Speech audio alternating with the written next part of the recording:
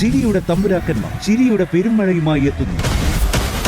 Fun baby fun ശനി ഞായർ ദിവസങ്ങളിൽ രാത്രി 8 മണിക്ക് നമ്മുടെ സൂര്യ ടിവിയിൽ. തന്നെ നിൽക്കേണ്ട കാര്യം എന്താ? ഞാനും വരുന്നു നിങ്ങളുടെ കൂടെ. ഒരു ബാഗ് ഒരുക്കേണ്ട കാര്യമല്ലേ ഉള്ളൂ. ഞാനും വരുന്നു. നിങ്ങൾ പോയി പാക്ക് ചെയ്യേ. എടാ, എല്ലാരും കൂടെ എങ്ങോട്ടാ പോന്നേ? വേണ്ട, നീ ഇനി ഒന്നും പറയണ്ട. കുടിയല്ലേ നിനക്ക് പ്രധാനം. ചെല്ല്, എവിടെയാണെന്ന് വെച്ചാ പോയി കുടിച്ചു കുത്തി മറിയേ. എടത്തി അങ്ങനെ പറയല്ലേ. നിങ്ങളും കൂടെ പോയി കഴിഞ്ഞാ പിന്നെ എനിക്ക് ആരാ ഉള്ളത്? ബോധമില്ലാതെ നടക്കുന്ന നിനക്കെന്തിനാടാ ഞങ്ങളെയൊക്കെ? അങ്ങനൊന്നും പറയല്ലേ ഏട്ടാ. പിന്നെ എങ്ങനെ പറയണം? സഹിക്കുന്നതിനൊക്കെ ഒരു പരിധിയുണ്ട്. ഞങ്ങൾ പോകുന്നു പറഞ്ഞാ പോവും. നീ ഒറ്റയ്ക്കാവുമ്പോ ഈ വീട് തന്നെ ഒരു ബാറാക്കി മാറ്റാലോ. അമ്മേ, ഞാൻ എന്റെ സങ്കടം കൊണ്ട് ചെയ്തു പോയതാ അമ്മേ. ഞാൻ എങ്ങോട്ടും പോകുന്നില്ല. നിങ്ങളെല്ലാം എനിക്ക് വേണം. നിന്നെ എങ്ങനെ വിശ്വസിക്കും? എനിക്കൊരുറപ്പുമില്ല. ഞങ്ങള് കാണാതെ നീ ഇവിടുന്ന് ഇറങ്ങി പോവും. ഇല്ലമ്മേ, ഞാൻ വാക്ക് പറഞ്ഞ വാക്കാ. ഇവിടുന്ന് എങ്ങോട്ടും ഞാൻ പോകത്തില്ല. എനിക്കൊരു ഉറപ്പുമില്ല. ഞങ്ങളിത് വിശ്വസിക്കണമെങ്കിൽ നീ അമ്മയുടെ തലയിൽ കൈവച്ച് സത്യം ചെയ്യും. സത്യം ചെയ്യടാ.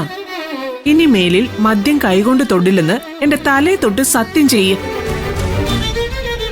ഇവൻ വെറുതെ പറയുന്ന അമ്മേ. ഇനി സമയം കളയണ്ട. പോയി പെട്ടിയും ഭാഗമൊക്കെ എടുക്ക്. ചെല്ല്. വേണ്ട, ഞാൻ സത്യം ചെയ്തു തരാം. എങ്കിൽ സത്യം ചെയ്യ.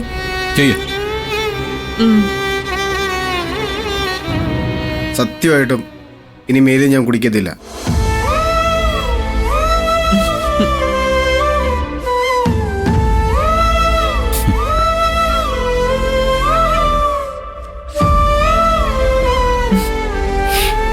ഇനി എന്റെ മോൻ മുറിയിലേക്ക് വെക്കോ.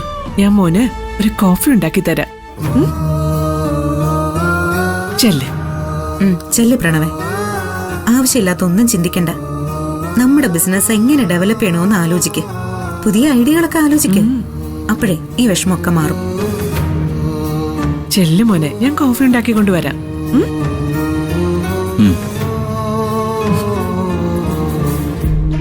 ഈശ്വര, ഇപ്പോഴാ എനിക്കൊരു സമാധാനായത്. മോളെ, ഞാൻ അവനൊരു കോഫി ഉണ്ടാക്കി കൊടുക്കട്ടെ? അമ്മേ, ഇനി അതിനൊന്നും നിന്ന് സമയം കളയണ്ട.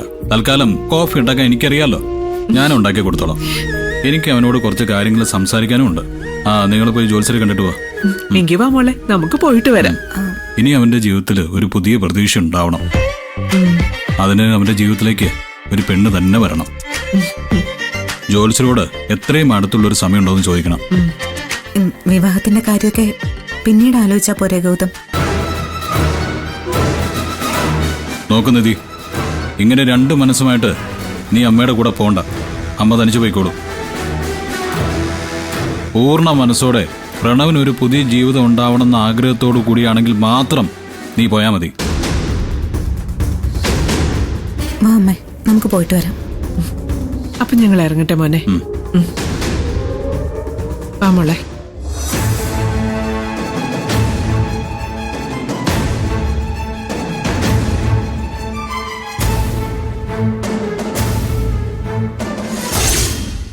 എന്താ? എന്തിനാ നീ വിളിച്ചത്? ഒന്ന് വരാൻ പറഞ്ഞിട്ട് മണിക്കൂർ ഒന്നായി. ഇത്ര നേരം എവിടെ പോയി കിടക്കായിരുന്നു? ഇടി മുന്നിൽ കൂടി ഇറങ്ങി വരാന്ന് വെച്ചാ നിന്റെ അച്ഛൻ അവിടെ സ്കൂട്ടർ കഴുകിക്കൊണ്ടിരിക്കുക. അടുക്കളയിൽ കൂടി ഇറങ്ങി വരാന്ന് വെച്ചാ നിന്റെ അമ്മായി 24 മണിക്കൂറും അതിനകത്ത് തന്നെയാ. എല്ലാവരുടെയും ഒന്ന് കണ്ണ് വെട്ടിച്ച് വേണ്ടേ ഇങ്ങോട്ട് വരാൻ? എന്നെ ഒന്ന് കാണാൻ വരണമെങ്കിൽ പോലെ അമ്മ അവരെയൊക്കെ പേടിക്കണം അല്ലേ?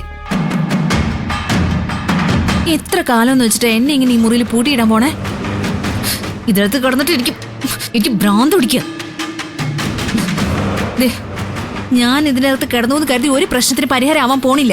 ഡീ, ഞാൻ പിന്നെ എന്ത് ചെയ്യാനാ? പയറ്റാവുന്ന എല്ലാ തന്ത്രവും പയറ്റി നോക്കിയില്ലേ ഞാൻ.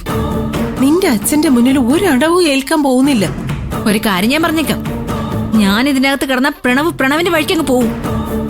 എന്നെ ഇറക്കി വിട്ടാൽ മാത്രമേ പിന്നെ ഈശ്വരമംഗലത്ത് കയറാനുള്ള എന്തെങ്കിലും വഴി ഉണ്ടാക്കാൻ പറ്റൂ. നിന്നെ തുറന്നു വിടണമെന്ന് എനിക്ക് ആഗ്രഹം ഇല്ലാഞ്ഞിട്ടാണോ? എടി, ചാവി കിട്ടിയാലല്ലേ എനിക്ക് എന്തേലും ചെയ്യാൻ പറ്റൂ. ഞാൻ ചത്താൽ ഇതിനകത്ത് തന്നെ പൂട്ടിയിടോ? ഇല്ലല്ലോ. അപ്പോഴെങ്കിലും കഥ തുറന്ന് എന്റെ ബോഡി പുറത്തേക്ക് എടുക്കൂലേ? എന്തൊക്കെയാടി നീ പറയുന്നേ? ഇനി ആത്മഹത്യ ഭീഷണിയൊന്നും ഏൽക്കൊന്നും തോന്നുന്നില്ല. ഇത് വെറും ഭീഷണിയൊന്നും അല്ലമ്മേ. ചെയ്യൂന്ന് പറഞ്ഞാൽ ഞാൻ ചെയ്യും. അമ്മ ഇന്നൊരു ദിവസം കൂടി ഞാൻ കാക്കും. ആ പ്രതീക്ഷ കൂടി നശിച്ച നാളെ രാവിലെ വന്ന അമ്മ ഈ ജനലിൽ കൂടി നോക്കുമ്പോ ആ ഫാനിൽ ഞാൻ കെട്ടിത്തൂങ്ങി നിൽക്കുന്നതായിരിക്കും കാണാൻ പോകുന്നത്. അയ്യോ, നീ ആവശ്യമില്ലാത്തൊന്നും പറയല്ലേ മോളെ.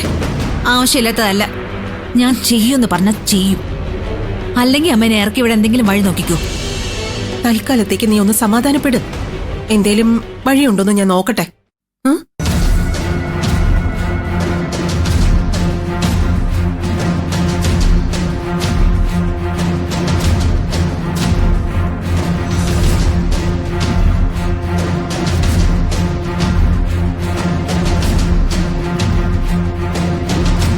ഏട്ടാ എന്താ ചായ.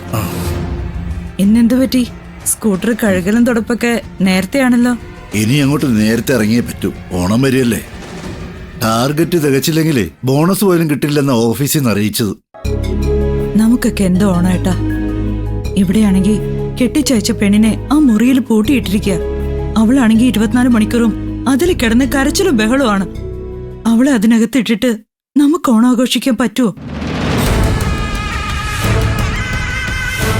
ഹോസ്റ്റലിൽ നിന്ന് ഇങ്ങോട്ട് വരട്ടെ എന്ന് ചോദിച്ച് നിഖില് വിളിച്ചിരുന്നു. വെറുതെ എന്തിനാ ഓണെന്ന് പറഞ്ഞ് അവനെ വിളിച്ചു വരുത്തുന്ന.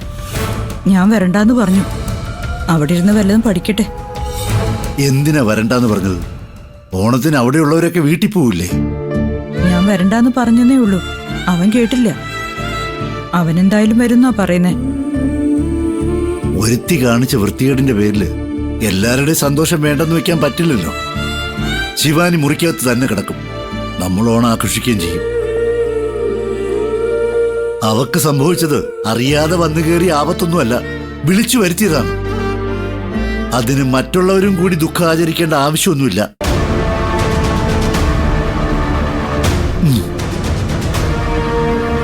ഏട്ടാ, ഞാനൊരു കാര്യം പറഞ്ഞാ ഏട്ടൻ എന്നോട് ദേഷ്യപ്പെടരുത്.